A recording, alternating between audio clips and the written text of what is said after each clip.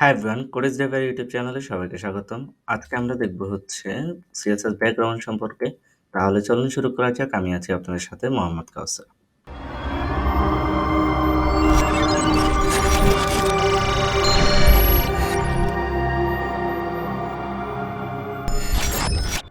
CSS background সম্পর্কে জানতে হলে আমাদেরকে প্রথমে একটা index.html বা HTML ফাইল ক্রিয়েট করে নিতে হবে।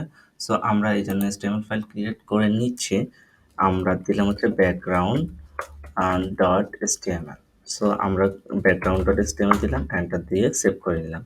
দেন হচ্ছে আমাদের এখানে বেসিক যে HTML ট্যাগগুলো আছে ওগুলো নিয়ে নিলাম, মেটা ট্যাগগুলো প্রয়োজনে রিমুভ করে দিলাম আপাতত, যেহেতু আমাদের এগুলো বর্তমানে কোনো তেমন দরকার নেই।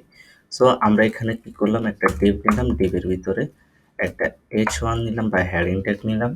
আমরা এখানে লিখলাম this is my background lesson. এটা দেওয়ার পরে আমরা এখানে নিলাম হচ্ছে একটা প্যারাগ্রাফ নিতে পারি। প্যারাগ্রাফ নিলাম হচ্ছে লরেম। লরেম নেওয়ার পর আমরা এটা সেভ করলাম। সেভ করে আমরা এটাকে কপি ফাইল করে দেন হচ্ছে আমাদের ব্রাউজারে রান করব। ব্রাউজারে এটা লিঙ্কটা পেস্ট করে রান করলাম। আমরা এরকম কিছু লেখা দেখতে পাচ্ছি। এখন আমরা কি করব, আমাদের H1 যেটা আছে ওটাকে একটু বাইরে নিয়ে নিচ্ছি আমাদের বোঝার সুবিধার্থে। সো আমরা এটা বাইরে নিলাম। এখন আমরা যে টিপটা আছে ওটার ভিতরে আমরা চাচ্ছি যে ব্যাকগ্রাউন্ড একটা কালার দিতে। সো ব্যাকগ্রাউন্ড কালারটা দেওয়ার জন্য আমাদেরকে কি করতে হবে, সিলেক্টরকে সিলেক্ট করে দিতে হবে। যেহেতু এখানে কোনো আইডি বা ক্লাস নেই, সো আমরা সিলেক্টর হিসেবে ডিফকে নিচ্ছি। সো সেই জন্য আমরা ইনলাইন সিএসএস করার জন্য, ইন্টারনাল সিএসএস করার জন্য আমরা কি করব, এখানে একটা স্টাইল ট্যাগ দিব। স্টাইল ট্যাগ দিয়ে আমরা সরাসরি ডিপ লিখে দিব। দেন হচ্ছে আমরা এখানে দিব হচ্ছে এটার ব্যাকগ্রাউন্ড কালার দিব স্কাই ব্লু। সরাসরি এরকমভাবে ডিপ সিলেক্ট না করাই বেটার, কারণ অনেকগুলো ডিপ থাকতে পারে আমাদের কোডে, সেই জন্য আমরা এরকমভাবে সিলেক্ট না করাই বেটার। সো আমরা কি করলাম, এখানে ব্যাকগ্রাউন্ডটা দিলাম স্কাই ব্লু। এরপর সেভ করলাম। সেভ করে আমাদের যে ব্রাউজারটা আছে ওইটাতে গিয়ে রিফ্রেশ করলাম। এখানে দেখতে পাচ্ছি আমাদের লেখার ব্যাকগ্রাউন্ড কালারটা কি হয়ে গেল, স্কাই ব্লু কালার হয়ে গেল। এখন আমরা চাচ্ছি যে এটাকে আমরা একটা ব্যাকগ্রাউন্ড ইমেজ দিব ব্যাকগ্রাউন্ড কালার পরিবর্তে। সো আমরা চাইলে এটাও করতে পারি। আমরা কি করব, ব্যাকগ্রাউন্ড ইমেজ দিব।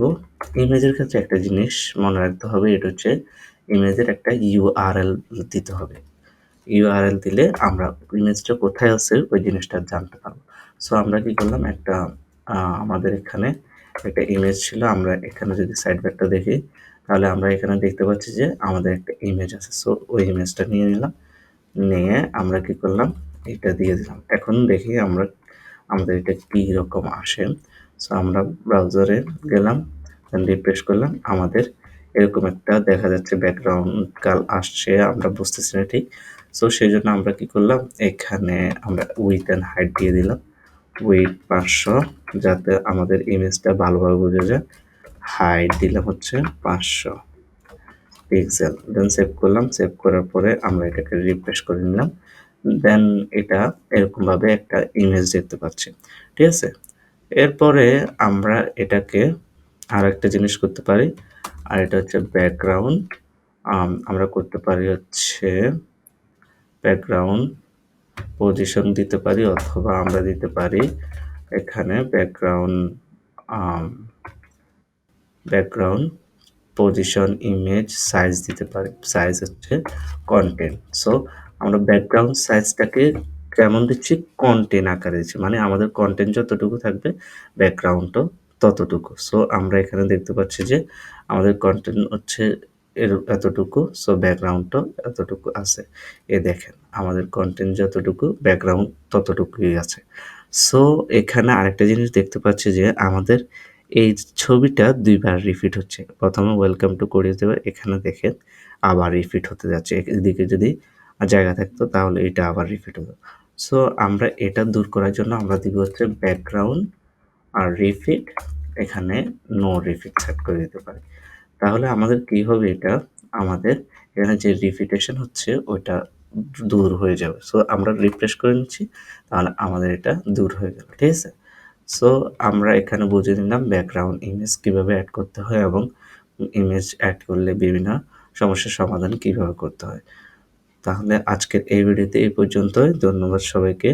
ভালো থাকবেন, সুস্থ থাকবেন এবং আপনাদের যে কোনো মতামত বা যে কোনো প্রয়োজনে আমাদেরকে মেইল করতে পারেন অথবা ফেসবুক পেজে মেসেজ দিতে পারেন অথবা আমাদের ফেসবুক গ্রুপে জয়েন হয়ে আপনাদের মতামত বা সমস্যাটুকু শেয়ার করতে পারেন। ধন্যবাদ সবাইকে।